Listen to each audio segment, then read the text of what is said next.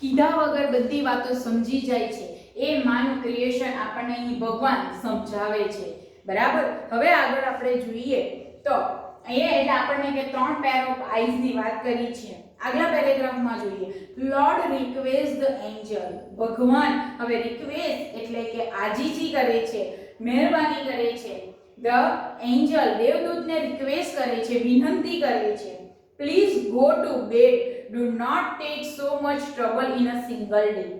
બરાબર, એટલે ભગવાન હવે એન્જલને કહે છે કે જા હવે તમે બેડ પર, ગો ટુ બેડ એટલે સૂઈ જાઓ, પ્લીઝ મહેરબાની કરી તમે સૂઈ જાઓ, ડુ નોટ ટેક તમારે લેવાનું નથી સો મચ ટ્રબલ, ટ્રબલ એટલે ત્રાસ બરાબર, ટ્રબલ એટલે ત્રાસ, ત્રાસ એટલે કે વધારે ટ્રબલ, મુશ્કેલી તમારે હવે સહન નથી કરવાની, હું તો મારું કામ કરતો રહીશ, તમે વધારે ચિંતા ન કરો, તમે જાઓ અને સૂઈ જાઓ શાંતિથી બરાબર। ઇન અ સિંગલ ડે એક પણ દિવસ તમારે મુશ્કેલી લેવાનું નથી, એ કામ મારું છે હું કરીશ બરાબર, તમારે ચિંતા કરવાનું નથી। I can not, he refused, he refuse, refuse એટલે ના પાડવી,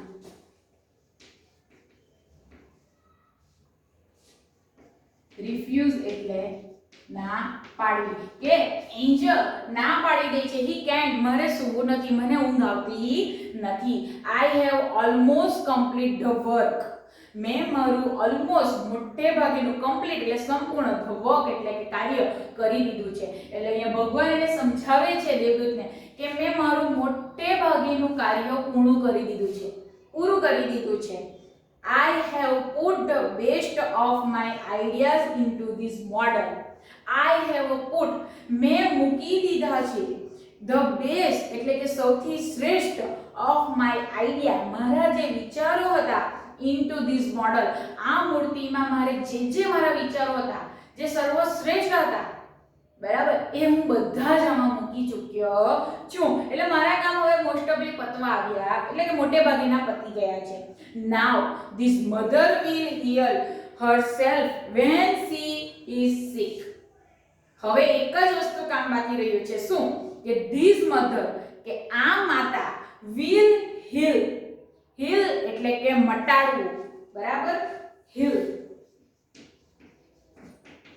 મટાડવું બરાબર, હીલ એટલે કે મટાડવું, હરસેલ્ફ પોતાને ક્યારે મટાડશે, વિલ એટલે ભવિષ્યમાં મટાડશે એટલે કે ખતમ કરી નાખશે, when she is sick કે તે પોતે જ્યારે sick એટલે કે બીમાર બરાબર, માંદી પડી હોય, sick એટલે કે બીમાર, પોતે જ્યારે માંદી પડશે ને ત્યારે આ બધા એના લક્ષણો મટી જશે, જ્યારે પોતે માંદી થઈ ગઈ હશે, પોતે શું કહેવાય લાચાર થઈ ગયેલી હશે ત્યારે એના બધા લક્ષણો નાશ થઈ જશે એટલે કે હીલ થઈ જશે, મટી જશે કે ત્યારે આ લક્ષણો જોવાના મળશે ને ત્યારે એક સીધો સાદો મનુષ્ય જોવાનો મળશે કે જે પોતે માંદો છે બરાબર। આપણે પણ ગાડી માંદી પડી ગઈ, બગડી ગઈ, આપણું શરીર બગડી ગયેલું છે એમ કહીએ બરાબર, મને સારું નથી આજે, આપણે જે કાર્ય કરવા માંગતા હોય તે નથી કરી શકતા, તો ત્યારે જ્યારે ના હવે ભગવાન કહે છે કે જ્યારે માંદા થશે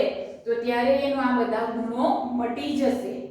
she would be able to feed a family of 6 members only on half kilo of cabbage, હવે બીજો ગુણ દર્શાવે છે કે ચાલો માંદી થશે છતાંય પોતે કાર્ય તો કરશે પણ કેવા કરશે, she would be able to feed, able to એટલે ખવડાવી શકશે, feed એટલે ખવડાવવાની તાકાત છે એમનામાં, ફેમિલી ઓફ 6 મેમ્બર કે એક ફેમિલીમાં એક કુટુંબમાં જો 6 લોકો રહેતા હશે તો ઓન્લી 1/2 કિલો ઓફ કેબેજ, અડધો કિલો એટલે કિલોમાં પણ ઓછું બરાબર, એટલા કેબેજ, કેબેજ એટલે કોબી, ગોબી આપણે જોયું ને ફ્લાવર બરાબર, કોબી ફ્લાવર નહીં કોબી ખાલી બરાબર, જે લીલા લીલા પાંદડાથી બનેલું એ કોબી અડધો કિલો એટલે શેર જેટલું 500 ગ્રામ જેટલામાંથી એક 6 મેમ્બરને સારી રીતે ખવડાવી શકે એટલી તાકાત એનામાં છે બરાબર, એટલી એનામાં આવડત છે કે કઈ રીતે અડધો કિલોને પોતા બધા જ ફેમિલીમાં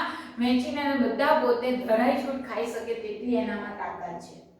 and she would manage a child, bath, play, study, food and self without getting irritated, બરાબર. અને she would manage એટલે કે બધું એક સાથે આયોજિત કરીને, a child bath કે બાળકને નવડાવવું, પ્લે એની સાથે રમવું, સ્ટડી એનું ભણવાનું, ફૂડ એનું ખોરાક, એન્ડ સ્લીપ અને એને સુવડાવવાની સુધી, એટલે ઉઠે ત્યાંથી લઈને સુવડાવવા સુધીની બધી પ્રક્રિયા, ઘરના કાર્યો, બીજા કુટુંબને કઈ રીતે એના કાર્યોની સાથે સંકળાયેલા હતા, આ બધી ક્રિયાઓ એક સાથે વિધાઉટ ગેટિંગ એટલે કે ન થઈને, ઇરિટેશન એટલે ચીડાઈને, ઇરિટેશન થઈ ગયું, કંટાળ્યા વગર એ પોતે આ બધા કાર્યોને એક સાથે કરે છે. ઇરિટેટેડ એટલે ચીડાઈ જવું.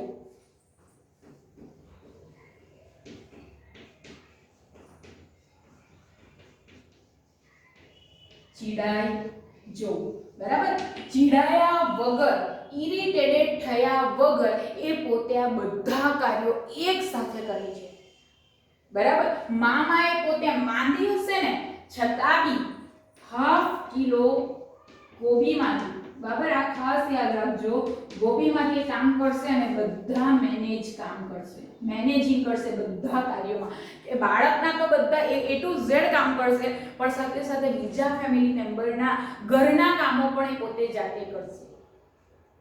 બરાબર. અત્યારે કોરોનાના આ મહામારી રોગમાં બધા ઘણા ટીવી સાથે એટેચ થયા હશો તો સ્ટાર પ્લસ પર એક સિરિયલ આવે છે અનુપમા કરીને. બરાબર. એમાં જે અનુપમાનો કેરેક્ટર છે તેને તમે જુઓ તો સવારથી લઈને સાંજ સુધી એક ઘરના કુટુંબને પોતે કઈ રીતે કાળજી લે છે, એક કાર્ય, કોઈને હાનિ બોલ ન પડે તે પહેલા એ કાર્ય પતી જાય છે. બરાબર. એને કહેવાય માં. બરાબર ને.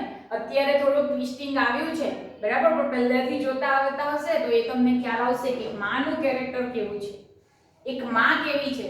હવે તો સાથે સાથે સમાજના કાર્યોમાં પણ પોતે માં ઊભી રહી છે કે બહારના કાર્યો પણ એ સંભાળે છે અને ઘરના પણ, અને ઘરના બાળકોને પણ બધું મેનેજ એક સાથે કરે છે વિધાઉટ ઇરિટેશન, ચીડાયા વગર, કંટાળ્યા વગર આ બધા કાર્યો કરે છે. બરાબર. અહીંયા ગોડ આ વધારેના ગુણોને એડ કરતા એટલે ઉમેરતા એન્જલને જણાવે છે. આગળ જોઈએ. The angel went round the model of the mother very slowly. The angel, હવે એન્જલને એટલી આતુરતા આવી જાય છે કે કેટલું અદ્ભુત ક્રિએશન છે આ, આવું તો આપણે પણ નથી કરી શકતા.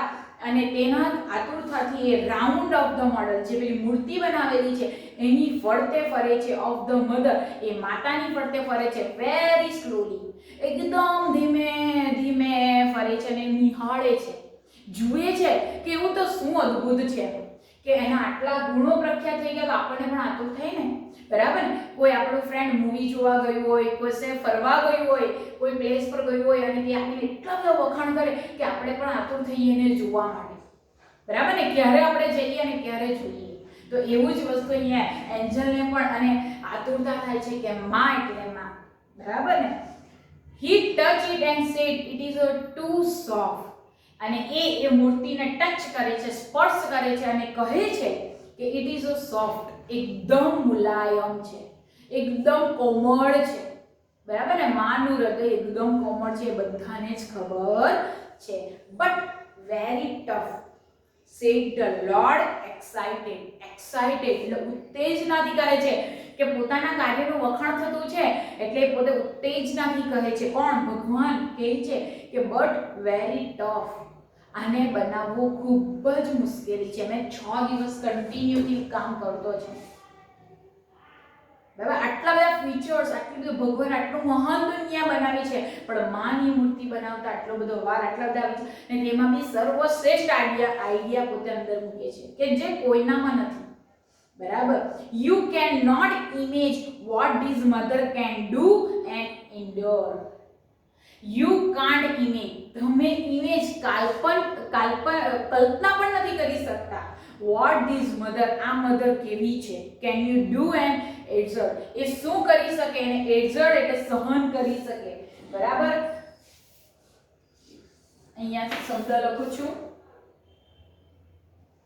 endure એટલે સહન કરવું.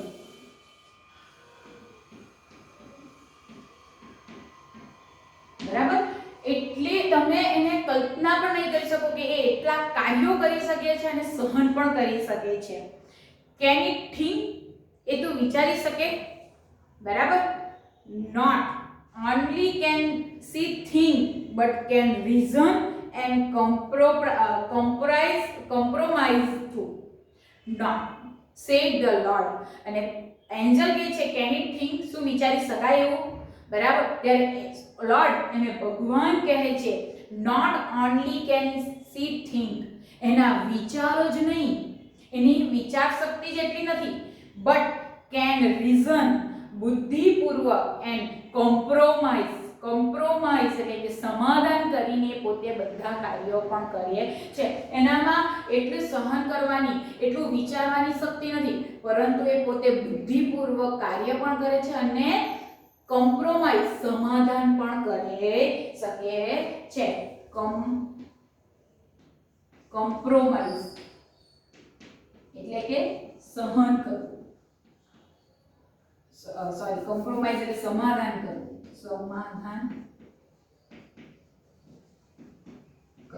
સમાધાન કરવું કે કોઈ પણ વાત સાથે ચાલો પોતાની વાતને લેટ ગો કરી દે અને પોતાના બાળકો અને ફેમિલી મેમ્બરને પોતે ઉપર લાવે કે ચાલો મેં તો ચાલશે, આજે નહીં ખાઈશ તો, પણ તમે ફૂલ પેટે ખાવ, એમાં જ એ માં પોતે માને છે. અને આપણને ખબર જ છે કે આપણી માં પોતાના શોખને ત્યજીને આપણા માટે બધું કરે છે. બરાબર. The angel was impressed. The angel, હવે દેવદૂત, ઇમ્પ્રેસ એટલે ખૂબ જ એની સાથે પ્રસન્નિત થઈ જાય છે, ખૂબ ખુશ થઈ જાય છે, એને આ મોડલ ખૂબ ગમી જાય છે. He went closer to the model and moved his finger across the cheek. અને દેવદૂત એટલી બધી ગમી જાય છે કે એ want to closer, એકદમ નજીક જવા માંગે છે. કોના?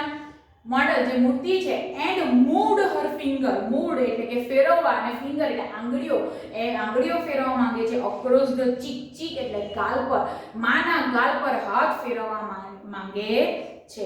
ઓ lord, her eyes are blinking. Angel જેવો હાથ ગાલ પર ફેરવે છે એટલે કહે છે કે ઓ લોર્ડ એટલે આશ્ચર્ય સાથે ભગવાન, હે ભગવાન, હર આઈઝ એની જે આંખ છે, મધરની આંખ છે, આર લિંકિંગ. લિંકિંગ એટલે કે લિંકિંગ એટલે ફાટી જાય, આપણે બોલીએ ને કે એમાંથી ડ્રોપ લિંક થાય. બરાબર. લિંકિંગ એટલે પાણી પડે છે. બરાબર. એટલે લીક થવું. બરાબર. લિંકિંગ એટલે લીક થવું, આંસુ વહેવું. લિંકિંગ એટલે કે આંસુ વહેવું, એટલે એની આંખમાંથી પાણી પડે છે. બરાબર. અચાનક આંખમાંથી પાણી પડવા માંડે છે. How did this happen? I must be a tear. How did this happen? આ કેવી રીતે બન્યું? It must be a tear. એ શું છે? આંસુ છે. આ કેવી રીતે બન્યું? અચાનક માની આંખમાંથી આંસુ. એ શું છે? એ પાણી, લિંકિંગ. આપણે બે પાઇપ ફાટી ગયા તો આપણે કે ને લિંકિંગ થઈ ગયું, તૂટી ગયું, પાણી પડે છે, લીક થાય છે. બરાબર ને? તો અહીંયા પણ માની આંખમાંથી આંસુ પડે છે, એને આંસુ કહેવાય છે. I have not put it there. મેં એ મૂક્યું નથી, મેં માની આંખમાં આંસુ મૂક્યા જ નથી. એને એટલી સહન શક્તિ આપી છે, એટલી તાકાત આપી છે કે એની આંખમાંથી આંસુ કોઈ દિવસ ન આવે. મેં એ મૂક્યા જ નથી. I put it there. મેં એમાં મૂક્યા જ નથી. It's a miracle. મિરેકલ એટલે કે ચમત્કાર છે. મિરેકલ એટલે ચમત્કાર. બરાબર. એકદમ ચમત્કાર. આ ચમત્કાર થઈ ગયો કે માના શરીરમાં ઓટોમેટિક ઇમોશન, લાગણી આવી જાય છે કે કોઈને પણ જોઈએ તો એ પોતે રડી લેશે. બરાબર. આ આંસુ ભગવાનને મૂક્યા જ નહોતા, પણ માનું દિલ એટલું સોફ્ટ છે કે જે પોતે રુદન આંસુના દ્વારા પોતાના દુઃખને બહાર આપે છે. It's a miracle. એ મિરેકલ છે. The lord exclaimed. આશ્ચર્ય સાથે ભગવાન કહે છે કે મેં તો મૂક્યા જ નથી. એ ચમત્કાર થઈ ગયો. હજુ તો મેં એ ગુણ મૂક્યો જ નહોતો. માને એટલી સ્ટ્રોંગ બનાવી હતી કે પોતે કદાય નહીં રડે, પણ આ તો ચમત્કાર થઈ ગયો. બરાબર. But what is the tear for my lord? અહીંયા એન્જલ પૂછે છે પરંતુ આ ટીયર, આંસુ શું છે ભગવાન? ભગવાન, આ આંસુ શું છે? એ તમે શા માટે ન મૂક્યા હતા? It is a something unique. એ કંઈક અલગ છે. યુનિક કંઈક અલગ છે, બધા કરતા કંઈ અલગ છે. Maybe it is for a pain. કદાચ એ આંસુ પેઇન, દુઃખના હશે. જોય, કદાચ એ આનંદ, જોય એટલે આનંદના હશે. પ્રાઇડ, ગર્વ કે મારા બાળકે આ કામ કર્યું, ગર્વ હશે. બરાબર, એ ગર્વના આંસુ હશે.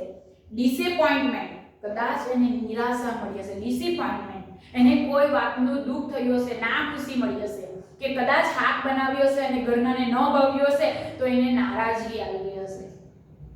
લોનલીનેસ, એકલાપણું, એ પોતે એકલી થઈ ગઈ હશે, કે બધા ત્યાં સાથે છે પણ પોતે કામમાં એકલી છે, તેના પણ આંસુ હોઈ શકે. ધ લોર્ડ એક્સપ્લેન, લોર્ડ સમજાવતા કહે છે કે આંસુ મેં ન મૂક્યા હતા, પણ એ આંસુ કાં સુખી ના હશે, દુખી ના હશે, એકલવાયુ ના હશે, કે ના ખુશી ના હશે, અથવા તો એને કોઈ ગર્વ હશે કોઈ વાતની. બરાબર ને, આપણે કહીએ ને ઘણી વાર કે ખુશીના આંસુ, બહુ જ હસતા હોય ત્યારે આંખમાંથી આંસુ આવી જાય, દુઃખ હોય ત્યારે રડવું આવી જાય, એકલા બેઠા હોય ત્યારે મારું તો કોઈ સંગાત નથી ત્યારે રડવું આવી જાય, તો એ આંસુ એ મામાં ઓટોમેટિક આવી જાય છે. વોટ અ વન્ડરફુલ ક્રિએશન, આ કેટલું અદ્ભુત સર્જન છે. એટલે દેવદૂત પણ પોતે આશ્ચર્ય થઈ જાય છે કે આવું સર્જન તો મેં ક્યારેય જોયું નથી, કે જેમાં આટલા ગુણો છે, જેમાં આંસુ ન મૂક્યા છતાંય મિરેકલ થઈ જાય છે, ચમત્કાર થઈ જાય છે.